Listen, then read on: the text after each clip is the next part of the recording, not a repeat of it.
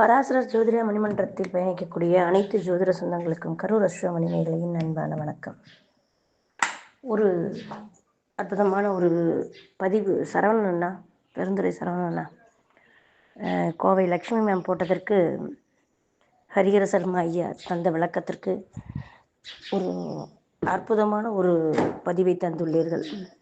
மாந்தி சம்பந்தமான தலைப்பு இது.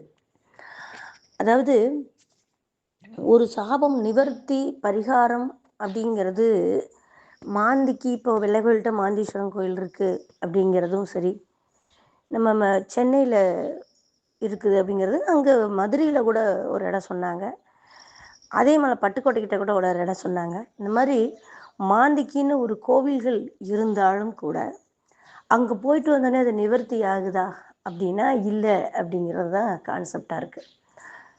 அப்போது இங்கே என்ன ஒரு விஷயம்னா, மாந்தி அது எதனாலங்க அப்படின்னு நேற்று ஒரு அம்மா என்னை கேட்டாங்க.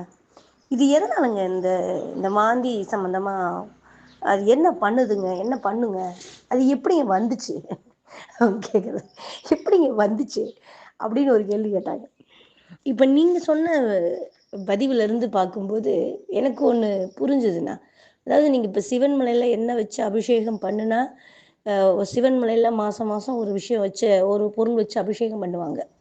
எத்தனையோ இரும்பு சம்மந்தமாக பண்ணும்போது இரும்பு விலை ஏறி இருக்குது. வெறும் பச்சை தண்ணி வச்சு பண்ணினப்போ சுனாமி வந்துச்சு. இளநி வச்சு பண்ணினப்போ தேங்காய் விலைலாம் அதிகமாகச்சு. இப்போ தேங்காயெல்லாம் சின்ன காய் 26 ரூபா அன்றைக்கெல்லாம். அந்த மாதிரி ஒரு விலையெல்லாம் எக்கச்சக்கமாக என்ன பொருள் வச்சு பண்ணுறாங்களோ அதனுடைய வேல்யூ, தங்கம் வச்சு பண்ணும்போது தங்கம் ஹையஸ்ட் வந்துடுச்சு, ஏறிச்சு. இந்த மாதிரி என்ன வச்சு பண்ணுறாங்களோ அதனுடைய வேல்யூ கூடுது அப்படிங்கிறது அதுக்கு தோஷம். வேட்டி வச்சு பண்ணும்போது ஆம்பளைகளுக்கு ஆகாது அப்படின்னு சொன்னாங்க, ஆண்களுக்கெல்லாம் ஆகாது அப்படின்னாங்க.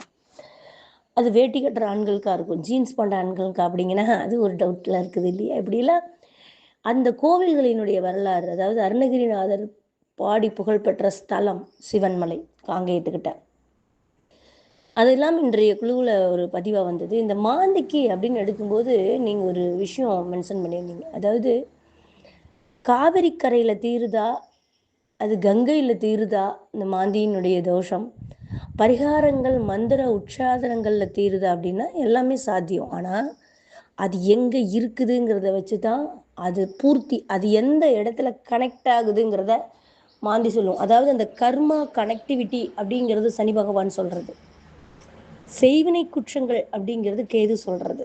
இது ரெண்டுமே கர்மிக் பிளானெட்டு. நம்ம செஞ்ச வினைக்கு அல்லது முன்னோர்கள் செஞ்ச வினைக்கு அல்லது ஒரு தசாபுத்தியில் நம்ம செய்ய போகிற வினைக்கு அல்லது நமக்கு நடக்க போகிற பிரச்சனையை சொல்கிறது கேது. சனி பகவான் கர்மிக் பிளானெட்டு. கர்மாவை சுமந்து, அதாவது நாம் என்ன கர்ம வினையை சுமந்து வாழ போகிறோன்னு சொல்கிறது சனி. இதுக்கெல்லாம் பரிகாரங்கிறத விட அனுபவிச்சு கழிக்கணுங்கிறது சனி பகவான். ஒரு விஷயம், ஒரு சனி பகவானுடைய தசாபுத்தி நடக்குது அல்லது தோஷங்கள் நடக்குது, அட்டமச்சனி நடக்குது அப்படின்ட்டா அந்த கர்ம வினையை அனுபவிக்க தான் அவன் பிறந்திருக்கான் அப்படின்றது தான் அந்த கான்செப்ட். அவன் அனுபவிச்சு முடிச்சிட்டான்னா முடிஞ்சு, அவனோட கஷ்ட நஷ்டங்கள் முடிஞ்சிச்சு. அவன் அனுபவத்தை உலகியலில் நம்ம உலகத்தில் நம்ம பிறந்ததற்கான பலாபலனை அனுபவிச்சு முடிச்சிட்டோம் அப்படின்னு அர்த்தம். அது அவங்க அனுபவிக்கணும். அதுக்கு தான் அந்த கர்மிக் பிளானட்னு சொல்லக்கூடிய சனி பகவான். ஆனால் இவங்களுக்குள்ள ஒரு வித்தியாசமாக, இது ரெண்டு கண்ணுக்கு தெரிகிற விஷயம். இப்போ செய்வினை குற்றங்கிறது கண்ணுக்கு தெரியும், கர்மாங்கிறதும் கண்ணுக்கு தெரியும், ஏன்னா நம்ம கஷ்டப்படுறோங்கிறது தெரியும். இதற்கு ரெமெடி எங்கே கிடைக்கும்னு ஒரு சில பேர்த்துக்கு தெரியாது. அந்த தசாபுத்தி முடியும் போது தானாகவே அது நடக்கும். அப்போது இது ரெண்டும் கண்ணுக்கு தெரியறது. நம்ம பிறந்து இதுக்கு தான், இப்படி தான், இதில் தான் சிக்கிக்கிட்டோம், இவ்வளோ நாள் ஆகும் வெளில வர அப்படிங்கிறது தெரியும். ஆனால் அந்த மாந்திங்கிறது இருக்கே, கண்ணுக்கே புலப்படாத ஒன்று. அதுக்கு தான் உதாரணத்துக்கு ராவணனுடைய கதையை வச்சாங்க. ராவணனுடைய மகனுக்கு இந்திரஜித் பிறக்கும்போது இந்த மாந்தி எப்படியெல்லாம் வம்சத்தையே காலி பண்ணிச்சுங்க. ஒரு கிரகத்தை விட்டுருந்தா ஒருத்தரை தான் கொண்டிருக்கும். ஆனால் 9 கிரகத்தை சரண்டர் பண்ணி இந்த மாந்தியை மட்டும் ஆட விட்டதனுடைய பலன் லக்கணத்தில் போய் உட்கார்ந்தது. டோட்டலாக எல்லாத்தையுமே சூர சம்ஹாரம் பண்ண மாதிரி, சம்ஹார சுவாகாங்கிற மாதிரி இலங்கையவே அழிச்சிச்சு. அப்போது இந்த மாந்தி எந்த இடத்துல இருக்குதோ அந்த இடத்த சாப்டராக க்ளோஸ் பண்ணுது அப்படின்னு எடுத்துக்கிட்டா, ஆனால் லாபஸ்தானத்துலேயும் உபஜயஸ்தானமான 11ஆம் இடத்துலையும் 10ஆம் இடத்துலையும் மாந்தி இருந்ததுன்னா, அது அபரிமிதமான, அது எப்படி எல்லா இடத்தையும் அழிக்குது அப்படின்னு சொல்கிறோமோ அதே மாதிரி அந்த அந்த ஸ்பாட்டையே இல்லாமல் பண்ணிடும். காலிலாம் வந்துருச்சுன்னா, 12ஆம் பாவம்லாம் வந்துருச்சுன்னா அந்த காலையே துண்டா எடுக்கிறது அப்படின்ற அளவுக்கு புறையோடும். ஒரு கண்ணாடி குத்துனது, முள்ளு குத்துனது, அல்லது அப்படியே பெருவரல இருந்து ஸ்டார்ட் ஆகி அப்படியே புறையோடிடும். சலம், கிருமி இப்படி வந்துடும். ஆனால் இந்த 2ல் மாந்திங்கிறது கண் பார்வை குறைபாடு, புரை குறைபாடு, குடும்பத்தில் இருக்கிறவங்களுக்கு கண்ணு பிரச்சனை, கண் திருஷ்டி படுறது, இதெல்லாமே இருக்கும். அப்போ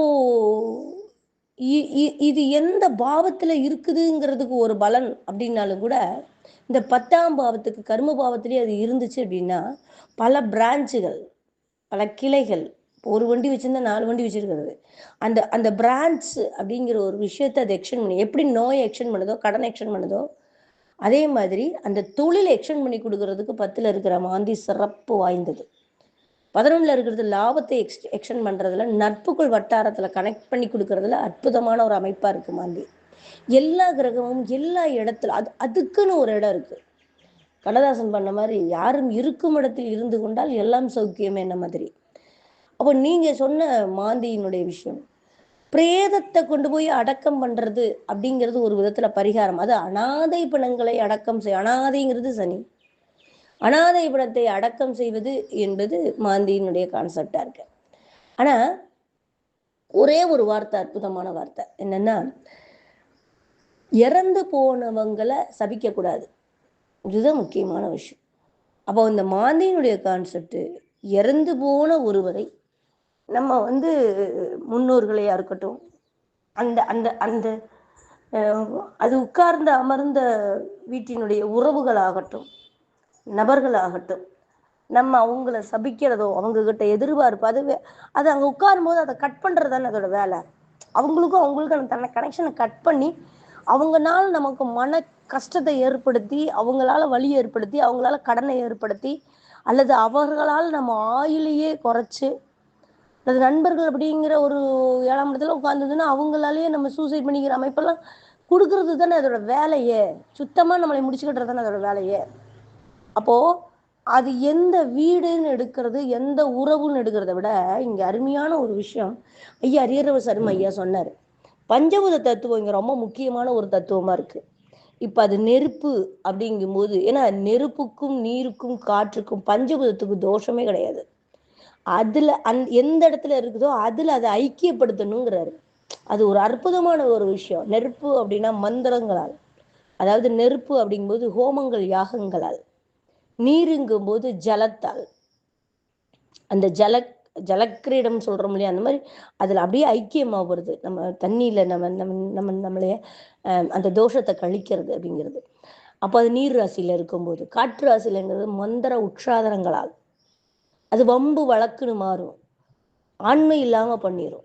ஆனால் அந்த மந்திர உற்சாதனங்களை சொல்ல சொல்ல சொல்ல அந்த ஆண்மையின்மை என்பது கூட, ஆசையின்மை என்பது கூட இயங்க விடாமல் மறுத்தல் என்பதை கூட அந்த காற்று தத்துவம் 3-7-11 காற்று தத்துவம் காமத்திரிகோணம். அப்போ அங்கே உட்கார்ந்ததுன்னா நம்மளை இயங்க விடாமல் செய்யும். நம்மளை சுகத்தை அனுபவிக்க விடாம முடியும். சந்தோஷத்தை, ஒரு சின்ன சின்ன சந்தோஷத்தை கூட என்ஜாய் பண்ணணும். எல்லாரும் சிரிப்பாங்க, நம்ம பிரம்ம பிடிச்ச மாதிரி நின்றுட்டு இருப்போம், நமக்கு சிரிக்கிறது கூட மனசு வராது. அப்போ அந்த விஷயத்தை அதை அப்படியே ஆஃப் பண்ணும். அப்போ அதை அந்த மந்திர உற்சாதனங்களால், அதை நம்ம கேட்டாலும் சரி, அதாவது நம்ம சொல்கிறத விட கேட்பதற்கு அதிக பவர் உண்டு. நமக்கு முடிஞ்ச மந்திரம் சொல்லலாம், முடியல அப்படின்னா நம்ம அதை கேட்கலாம். இப்போ மந்திர உற்சாதனங்களால் அடுத்து நம்ம ஒரு இந்த இந்த இந்த 4 வகை பஞ்சபூத தத்துவங்களும் 4 வகையாக. இப்போ நம்ம சொன்னது அழகா, ஒரு எத்தனை ஊருக்கு போகிறோமோ அந்தந்த ஊரில் இருக்கிற கிணத்து தண்ணி, அந்தந்த ஊர் கோயில்களில் இருக்கிற கிணத்து தண்ணி கூட, அந்த ஊரில் இருக்கிற குளம் ஆற்று தண்ணியை கூட கொண்டு வந்து, புண்ணிய நதின்னு மட்டும் இல்லை, எந்த ஊருக்கு ஒரு தேசம் ஒரு புண்ணிய ஒரு ஒரு ஒரு ஸ்பெஷாலிட்டி புண்ணியமான ஒரு ஸ்தலம் இருக்குது அப்படின்னு அங்கே போகிறோம்னா அந்த ஊரில் ஒரு கிணத்து தண்ணியை கொண்டுட்டு வந்து நம்ம புதைச்சி ஒரு வடகிழக்கு மொழியில் ஈசானி மொழியில் அதை புதைச்சி வைக்கும்போது அதற்கான புண்ணியங்கள் கிடைக்குதுங்கிறாரு. இது நிலத்தத்துவத்துக்கான அமைப்பு, நிலத்தத்துவத்துக்கான வைப்ரேஷன். அப்போ இந்த இந்த அது அன்னதானத்தில் நிலத்தத்துவம் தான் சொல்லுவோம், உழைப்ப நிலத்தத்துவம் தான் சொல்லுவோம், கஷ்டத்தை நிலத்தத்துவம் தான் சொல்லுவோம். அப்போ அவர் கொண்டுட்டு வந்து அந்த புண்ணிய நதி கொண்டு வந்து நிலத்துல பதிச்சு வைக்கிறதுன்னு ஒரு அற்புதமான விஷயத்த அண்ணா சொன்னார், சரவணன் அண்ணா. இந்த பரிகாரங்கள் அப்படிங்கிறது நம்ம அது நமக்கு நடக்க போகுதுன்னு தானே கான்செப்ட். அப்போ நம்ம இறந்து போனவங்க எந்த பாவத்தில் இருக்குதோ அவங்கள நிந்திக்காம, அது சம்பந்தப்பட்ட கவலையை ஏற்படுத்திக்காம, அதுலேயே அந்த ரெமெடியை தேடுறதுங்கிறது அற்புதமான ஒரு விஷயமா இருக்கு. இப்போ சிவன்மலையில் நமக்கு வந்து பார்த்தீங்கன்னா புண்ணிய தீர்த்தம் வைத்து அபிஷேகம் ஆயிருக்கு, பூஜை ஆயிருக்கு, புண்ணிய தீர்த்தம் வைக்க குறி வந்திருக்கு. அப்போ புண்ணிய தீர்த்தத்தை அங்கே வச்சிருக்கிறாங்க, காசி தீர்த்தத்தை. இப்போ அதிகமாக எல்லாம் காசிக்கு போகிறாங்க, ராமேஸ்வரம் போகிறாங்க. எனக்கு தெரிஞ்சு இப்போ நான் இந்த மந்த்து பார்த்தீங்கன்னா அதிகமாக பரிகாரங்களே அந்த புண்ணிய புண்ணிய தீர்த்தத்தை சொல்கிற மாதிரி இருக்குது. வர்றவங்களுக்கெல்லாம் அந்த அந்த ராமேஸ்வர தீர்த்தம், அந்த காசி தீர்த்தம் எல்லாத்துக்கும் கொடுக்குற மாதிரி இருக்குது. அப்போ ஒரு ஒரு விஷயம் நடக்குதுன்னா அது நம்மளோட அந்த பிரபஞ்சம் கனெக்ட் பண்ணுறது நமக்கு அதோட ஒரு பெரிய கொடுப்பனை.